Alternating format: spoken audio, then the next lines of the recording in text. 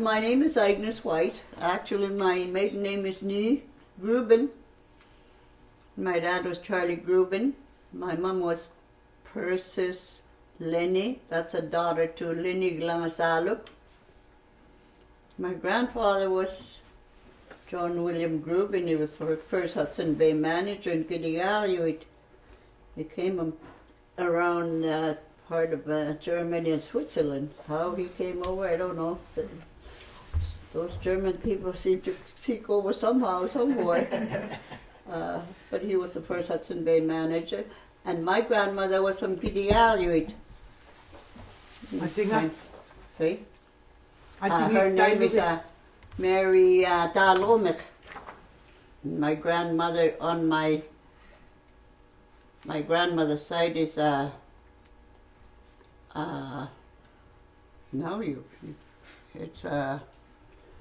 think of the old lady, my dad's real grandmother. But anyway, that's who my parents really are. My grandmother's stepfather was what you call the Hudson Bay manager, call him Hard Luck. He's always forever bringing hard luck stories, so they call him Hard Luck. I can't remember his name. It's been so long. My grandmother never really said who that was her stepdad. So I got to know mainly on the side of my grandfather, Lenny Glamasaluk. And that's how I remember growing up. Because, they more or less raised me. But along the line somewhere, my grandfather, to begin with, I guess he roamed around a lot. Like Fred was saying, they just travel all over the place. If you know the juicy stories, it was my grandfather went to Bailey Island, then he went over to Paulatok, lived with Sadie Rubin for a while, and she was too mischievous, and she went back to Inuvialuit and married my grandmother, Dalomit. That's how come she married him. They had 9 siblings. And the rest were, how many of them? There was my dad, Jenny, Henry, Willie, Eddie, and Ada, Emma, and the 2 little girls. And I think there might be one more Henry, so there was 9, 10 siblings. But we started as a child, I can remember, in 1942, Susie came over. We were in Kamianik, 20 miles south of Tuck. And Susie wanted to trap with my dad. Susie Sidney Funnybuck. So my dad said, okay. So we just got on the boat, Nanualuk, and we hit for Banks Island, and that's how we started going back and forth. Before that, my mother was, she was young when they first landed, 1928, to Mary Sachs's Inuvialuit, Eagle, and Umingmak. There was 3 of them, and Bektokan, Siliuyaq, and my grandfather. So that's the first winter, the first people to land over there. From there, Mom went to school. Before then, they said when they settled there, there's so much polar bears, they couldn't even play outside. Too many polar bears. It's still like that. Mm-hmm. At Mary Sachs, that's where the polar bears in that Cape Cod area, they hang out. Probably better food than anywhere else for polar bears. So that's their winter, and then after that, the years went by. Mom went to school, 1929, to Shingle Point. She went there 3 years. She said, they just let you go for 3 years, enough to read and write and count your numbers. That was it. So she went back, and they went to that year. My parents picked her up. They wintered in Delta somewhere in Siliuyaq or Axel River, in those areas, and my grandfather went back to Banks Island. Kept going, that's how we grew up. It was more of a routine, going back and forth for white foxes. Like people say we're nomadic people, we were. We traveled, we got our outfit through the Hudson Bay, trading post, wherever you can get, you know, your outfit. For a whole year, we used to fill our schooners from the bottom to the top. We'd layer it with a sack of coals, cornmeal, flour, sugar, you name all that for a year's supply. Can you imagine? In those times, we didn't have very much of a canned food because they're too heavy. Anything that they could was light enough. They used dehydrated fruit and a lot of mixtures of that. Then you go to the top, you get the groceries that's like milk and stuff, canned milk and dehydrated. Clips that time used to be 25 pounds.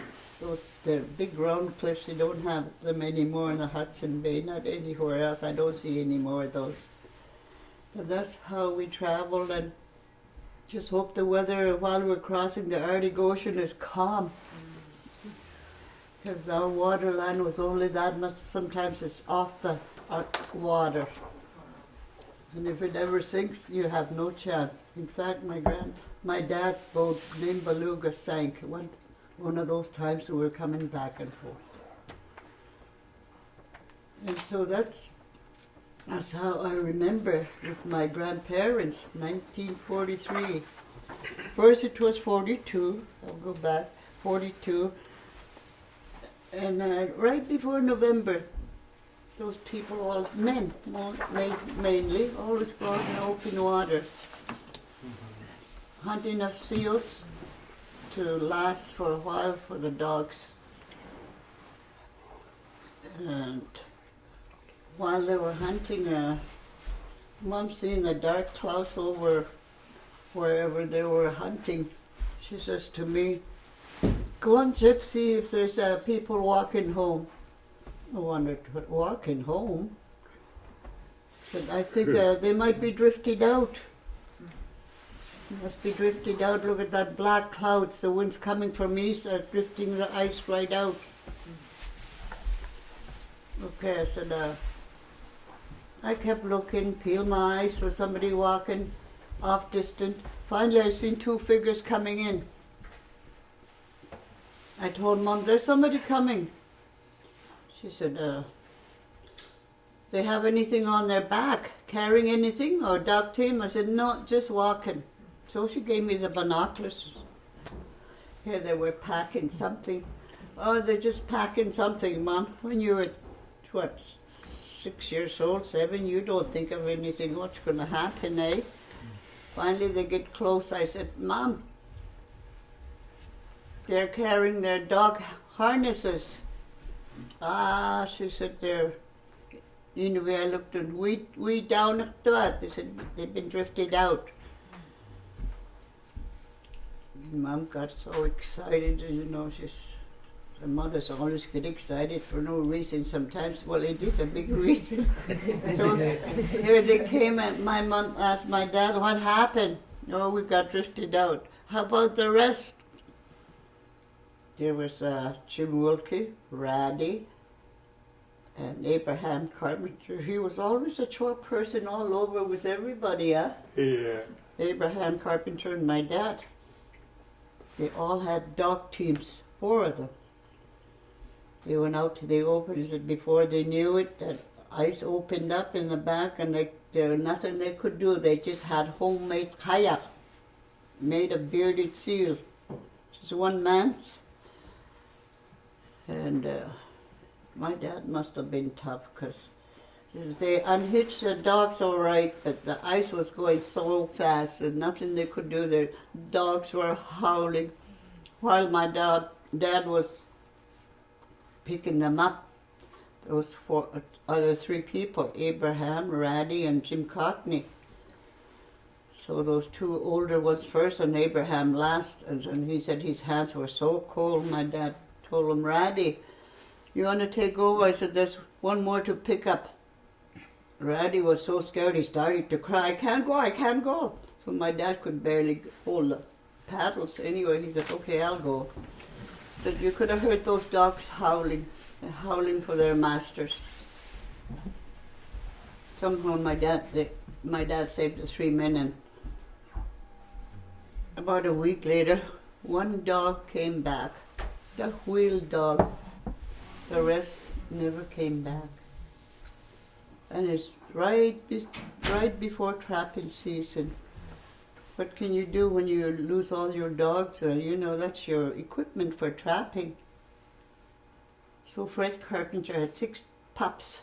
My dad had to train them, no leader, no nothing.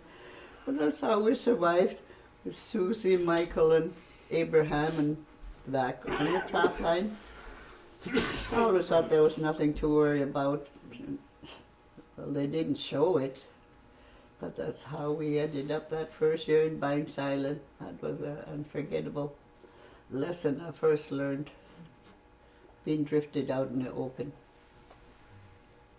Another time, What following... about your mom's? Hey? Your mom's side. Oh, on my mother's side, she was a full-blooded Gwich'in. My grandmother was from McPherson area. They came in from Alaska, Arctic village. There was 9 of them, 9 siblings, I think. Might be 10, I'm not sure. But their parents, both parents got sick and they both passed on. And they ended up in Old Crow, and the missionaries came along that time, and they kind of scattered them, half of them in Old Crow, half of them McPherson, what I know anyway. And then my mother and one of her sisters went to Hare River School. It's my grandmother's the youngest. She came out of school from Hare River and married one of the Quees, Lyman Quee. And grandmother was expecting with my mother, and right before I think she was born, but it was in the old forks of Peel River. He went out to check his fishnet, I think, and then he never came back, and seems knowing that he drowned it. So meantime, my grandmother was going back and forth to her brother, an old man to live with. You know, in those times it was hard with my mom, just being small. By that time, my mom was about 3 or 4 years old, maybe, a little older. So on my grandmother's side, his brother asked him, would you marry my sister? My grandfather said, okay. So she remarried my grandfather, that's at Inuvialuit. So that's all my mom knows by father. You would not tell that lady that's not your father. She would say, oh, you can't tell me it's not my father, that's my father. But that's the way she grew up. She had to learn to be Inuvialuit. My grandmother had to learn Inuvialuit, how to sew, living, and everything on the coast after living as a Gwich'in on the coast. So she had some tough times living with people that couldn't understand her language and Inuvialuit language, and she finally learned, and she was one of the best, speaker. And I knew that she went to school for just a few years also.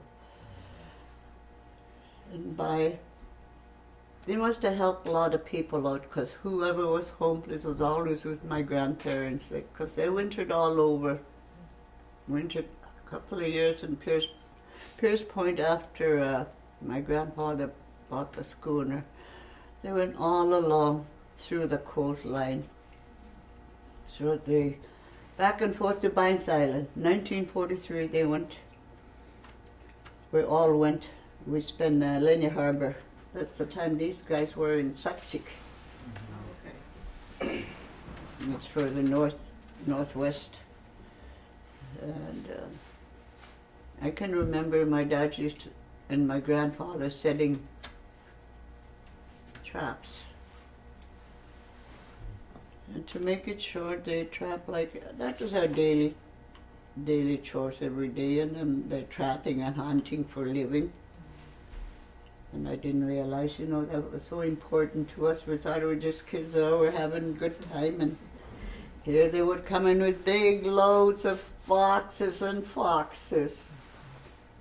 And so what they're going to do with all that, and springtime comes, everybody's busy flowering foxes with flour and cornmeal and gas, taking all the oil stains off, cleaning them out.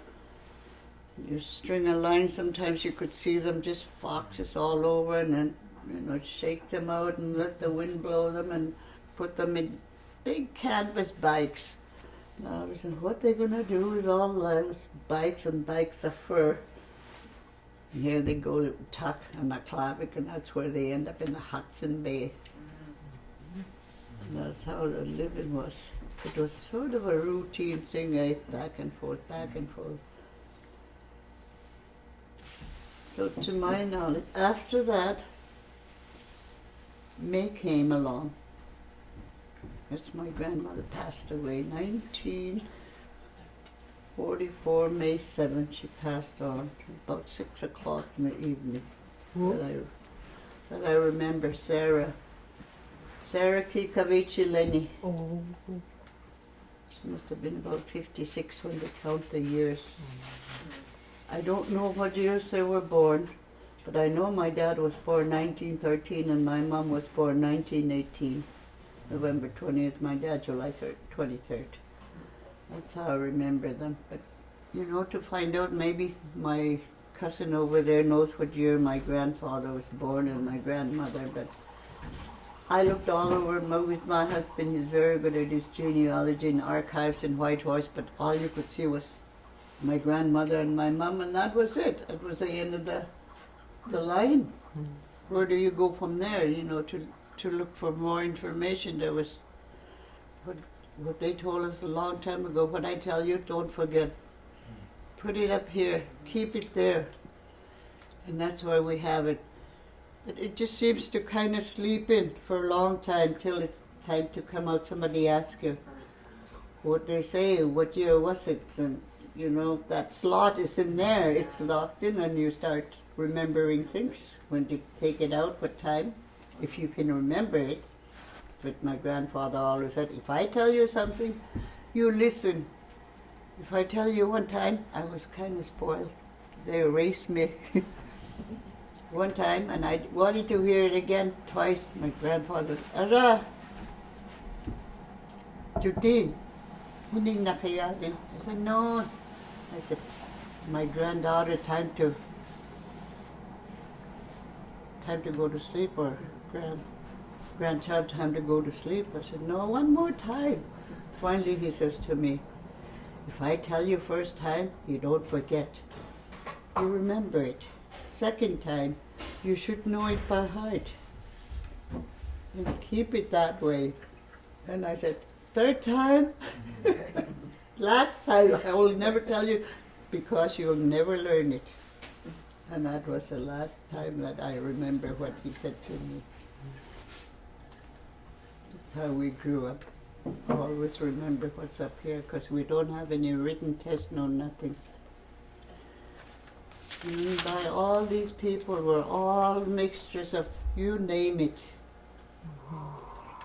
Those people at times, they weren't little people. These people were, I always thought they were giants. I guess you can look at them. Mm-hmm. People were that tall in those times. They were huge. I know one time my dad, where was it? Somewhere in Holman, or those people are not very big over there, eh? And my dad is part white, he's 6'2".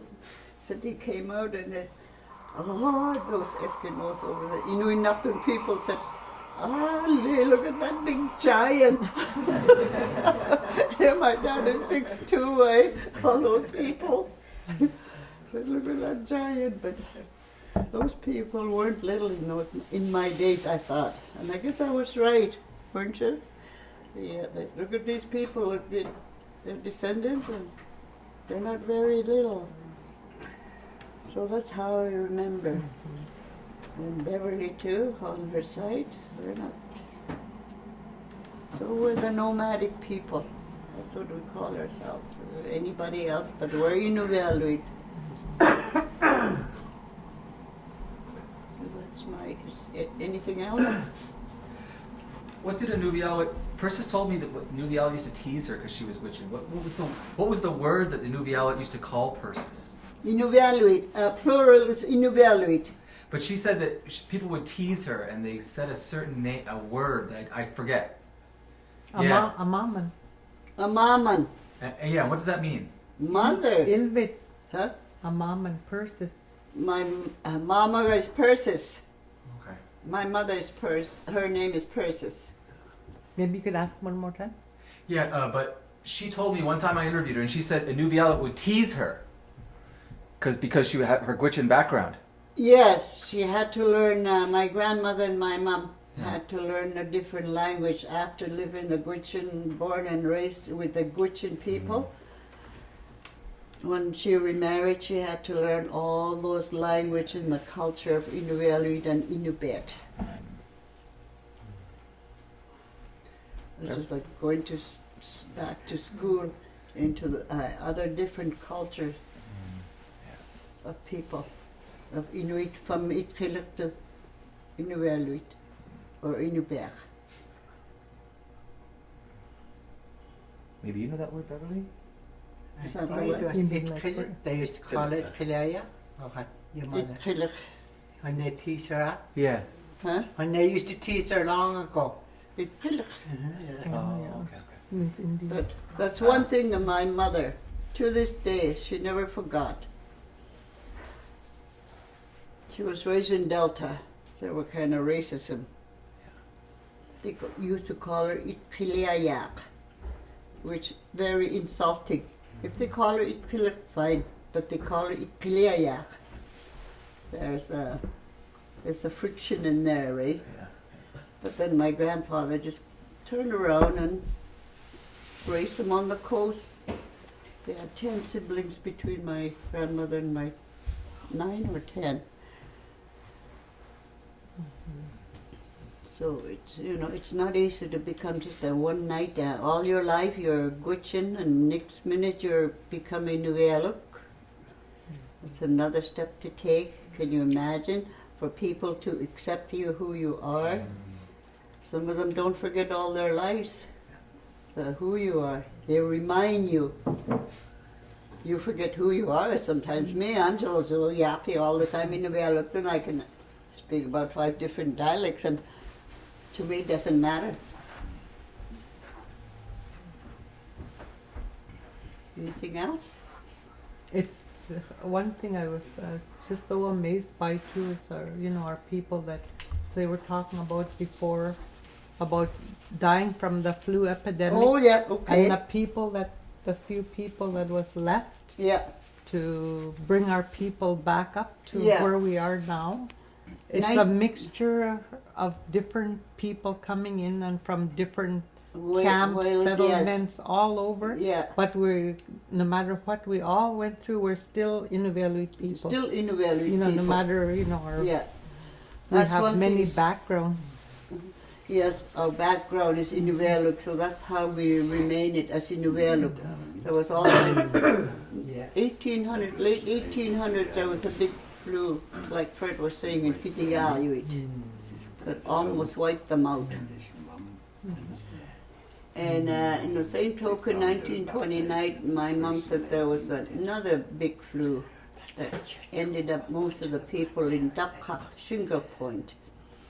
They were there, and Simon and Nakdok and somebody else were digging grave, and they were tired, and they got to the point where they just barely cover them and fold them in gunny sacks or something, just enough to cover them up. There's so many people were just dying. That was just, That's why there's so much yeah, along yeah. That's when the your coastline. Yeah. that's when your grandparents both died. My mom said she went there with her parents in the tent. Tommy was very small, and your mom.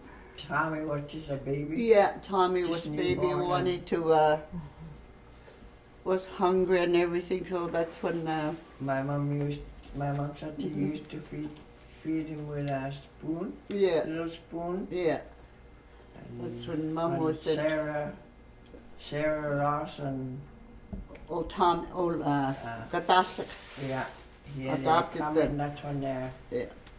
pick up my mom, pick up Tommy Yeah, and because my mom was there when they were giving them out, you know. Utchak and Cashew Yeah. took and- my mom. Yeah. And nobody didn't want to take Tommy, so Yeah. Sarah and Let me go Kataki back, took finish him. my story about different cultures.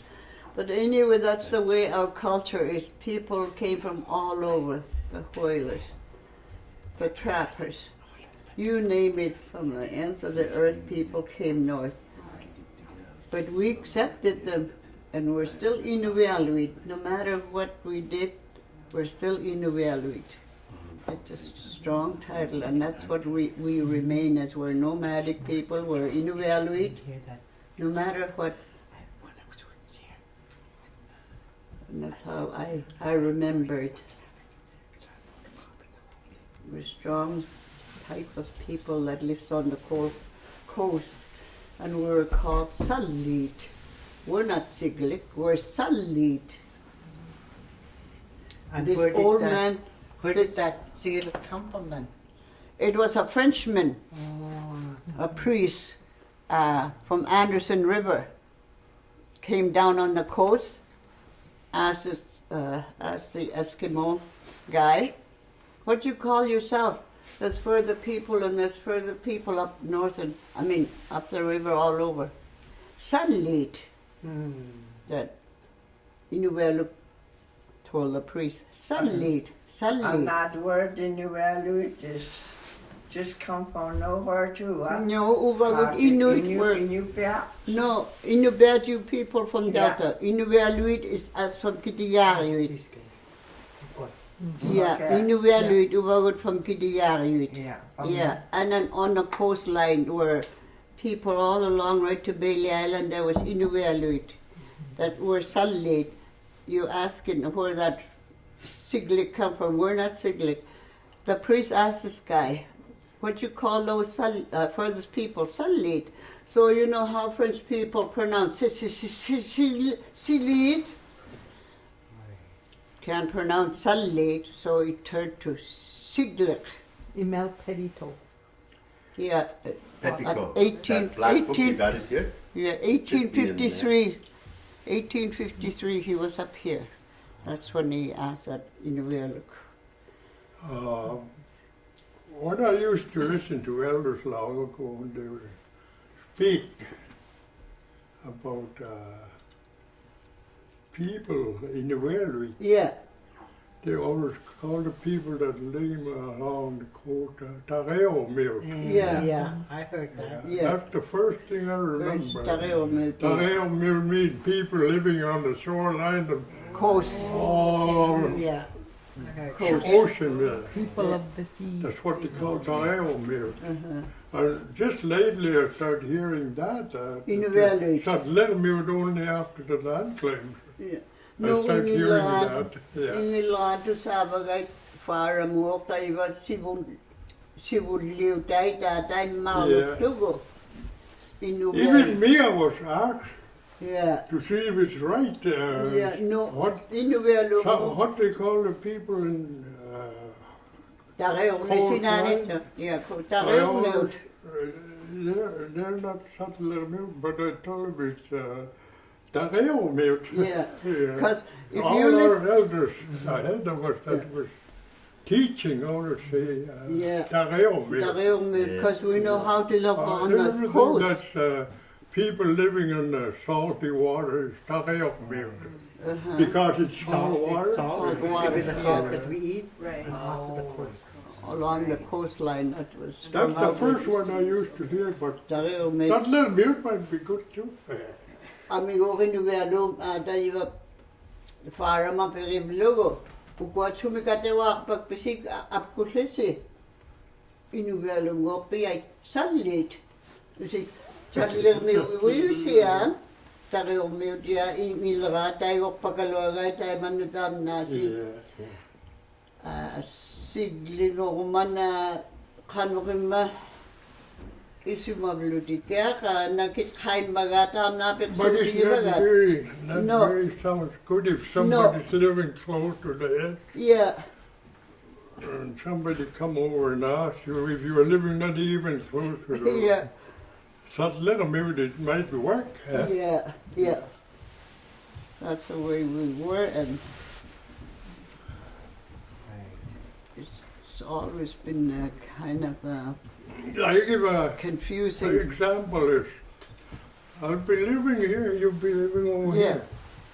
I would say Siliuyaq. Yeah, Siliuyaq. But we're here, we're in the country where you're Siliuyaq. talking about, and it's just plain Inuvialuit, and I used to hear them talking steady. Agnes. All the time. What Siliuyaq Nothing means. else. For But this one to you, just lately I started hearing the Siliuyaq. towards Well, towards if you want to Tareu, change it, yeah. it's up to Siliuyaq Tareu. Okay. Siliuyaq. But it really means, even though we were living, okay, example, Tareu is right here, then you have somebody else living over there. And if there's another person living on the other end, you would have called these people Siliuyaq. Yeah. But anyway, back to that, Yeah. like you said, Yeah. in those times, So- people were so scattered.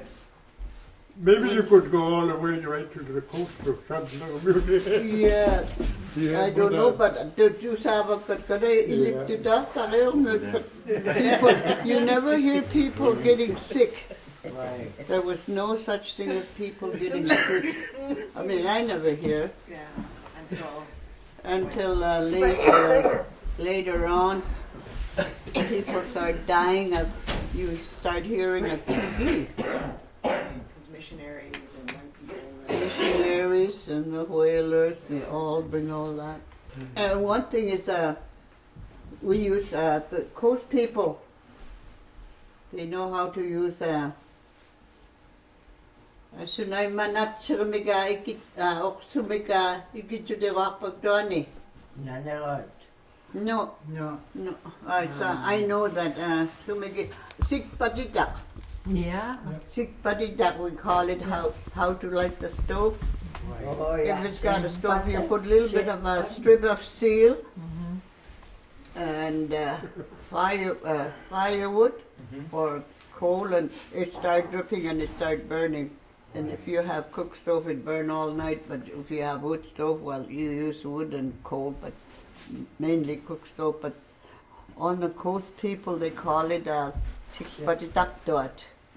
That's different. One Barbara, I talked to Barbara one time. That's what we call it. Sitpan. Oh, Yeah, chikpatitakdot. Yeah. Yeah, put a little bit of seal oil in there, yeah. That's what chikpati. My mom, I never saw them ever do it, but she told me about that. Setpatitak. Chikpati, yeah, that's what. I used that one time without thinking, and Barb said, call your mother. What is Agnes saying? Chikpatitak. Chikpat. So nag-walk down. Ikisaw dik po daw, kasi ikisaw daw ito na. Oksog daw ko siya, takso ni ikitsulit pa nga sa mikibing mi ko si kayo at siya ni kas. Ikitsulit da, sila sikpadid lang ki. Just telling about the time we didn't make it to Banks Island, 1944, the fall of, spring of my grandmother passed away, and then fall 44, we got a whole bunch of us. I could tell you, Booth Island is like this. There was my grandfather, Fred Carpenter, Jim Cockney, Pokeax. Go this way in the harbor, there was Katera, you could, and us, Willie, and little Jim. In one entrance of door, how you built it long ago, two frame tents, and one long porch and one entrance. And on the other island, behind the island was Angus Elias, Noy Elias, and Radis family. And you go through another portage was Damat Good. yeah, Whole family, David Kanegan, Ogan, their whole family. Come, babe. Yeah, and then you go to the next portage was Fred Wilkes' family. Yeah. We didn't make it to Banks Island on account of ice. That's the way our routine was. There's so much ice, wherever the ice laid us, that's where we wintered.